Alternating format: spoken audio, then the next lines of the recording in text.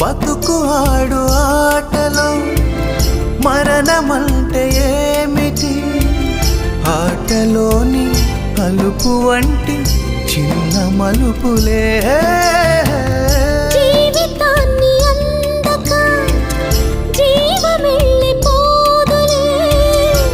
ఆరిపోని అణిగిపోని చిరంజీవిలే, తల నిండుగా శీసులే, ఇక నిండునా ఆశలే, యముని పాశమే బిగుసుకున్నను. మరణమన్నది